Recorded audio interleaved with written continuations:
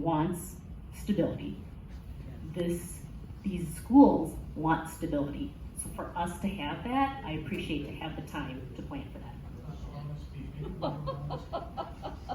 So I would counter that even without an extension, the community has that time to plan. So I did want to just counter with that point. I would appreciate it if, as the board president, you would read into the record the verbatim additions to the contract. It's posted in there, and based on legal counsel, I am not going to do that. Can I see it on the screen then, please, so I can screenshot it? So,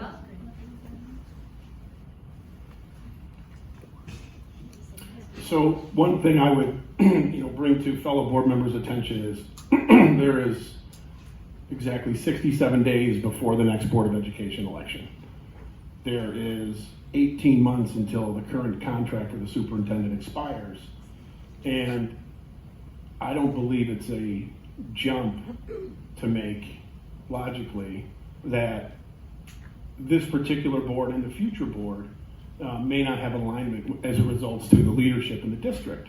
Now, that's not to say what may or may not happen in the future, but it is to say with 67 days remaining for 3 departing board members who have already chosen, obviously, not to run for re-election, it would be, in my estimation, a breach of fiduciary responsibility to the extent you can read tea leaves, which I have very poor vision, and it's pretty apparent that this decision should be reserved for a future board. Not only because of that, but more so because 18 months before a contract is set to expire, to me, that's a clear and transparent attempt to protect the superintendent and to tie any board's hands, including this one or a future one.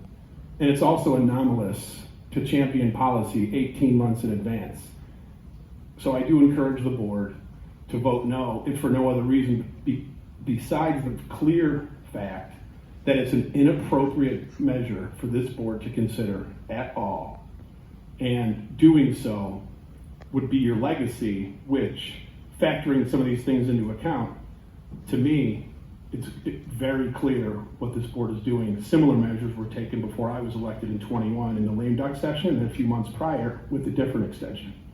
So my question for fellow board members who may support this measure, anecdotally, how frequently is it that contracts are extended 1.5 years in advance?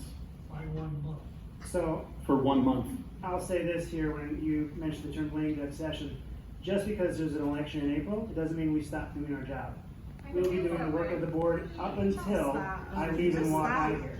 And it doesn't matter if there's a few voices that say something in disagreement with that. It doesn't matter. Everybody can write in and say lame duck. It doesn't matter. We do not have within board policy, there's nowhere in the district bylaws anywhere that say in an election year, boards are not allowed to do big things. Can you show us that? Boards are allowed to do things. Give us the reason why. Stop So lying. we are not going to just simply stop because a few people find it an unpopular opinion or disagree with something. There's always disagreements. And there's always times when they say we should stop doing something. But I would take the opposite side of that viewpoint. And when I mentioned tea leaves and fiduciary responsibility, clearly things could and possibly will change. And while there is certainly no policy that says a board can't do anything one way or the other, it will be the legacy for those who choose to approve this, if that's the way this measure goes, because anecdotally, contract renewals do not play out a 1.5 years in advance.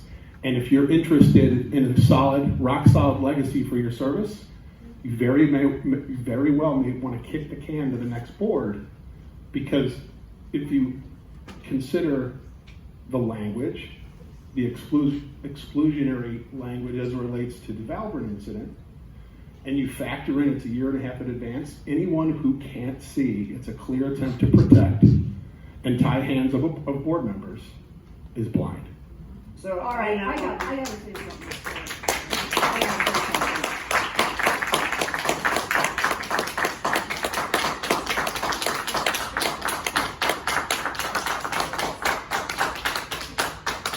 I stand behind the legacy of the the action that this board is taking. Can't hear you. Can't hear you. Maybe if you stop clapping. I stand behind the legacy that the action this board is taking. I take full responsibility for it, and I'm proud of it. And I believe that, let me speak, please. You're being very rude, very rude. There is a small minority in this room who disagrees with our decision. I do not. 2,400. I represent the entire district. Do you? You're not on. Sit down. Make it background. We will not tolerate interruptions. We have policy for asking our security to escort out those who are providing. Can you speak in the disruptions. microphone, please? I Give it can a hear you. hearing. Please, as we have respected you at the podium here, respect the board when it's deliberating. I have served on this board for 8 years. I am confident in the decision that I'm making. I believe it is fully supported by the experience that we have had with this superintendent over the last, since she assumed the role as superintendent and in her prior service as assistant superintendent. So for anyone to cast doubts on my legacy, I am not going to be cowed by what other people have to say. My legacy stands for what it is. And I support this superintendent, I support the decision that we've made, and I am not going to be intimidated by people from the audience or other board members suggesting that I may have some personal liability for making a decision which I believe is in the best interest of this school district. And I'm not going to say anything further. Explain why it's in the district's interest. So I will add that I'm reminded of our board member oath and conduct and what the oath that we took when we were first elected. One of those items says, I shall respect taxpayer interests by serving as a faithful protector of the school district's assets. I believe that this contract extension does not protect the best assets of this district and is not in the best interest of our district. I've voiced these concerns and objections with my fellow board members multiple times. Yet here we sit with a contract in front of us.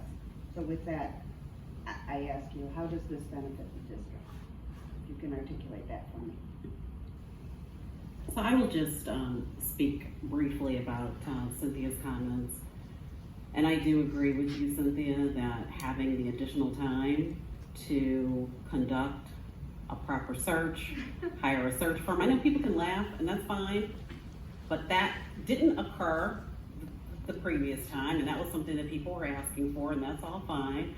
But I do appreciate that the board will have that time. It does take time. It's not going to happen overnight, and so there'll need to be time to identify the appropriate search firm to use, and there's a lot of steps involved in that process.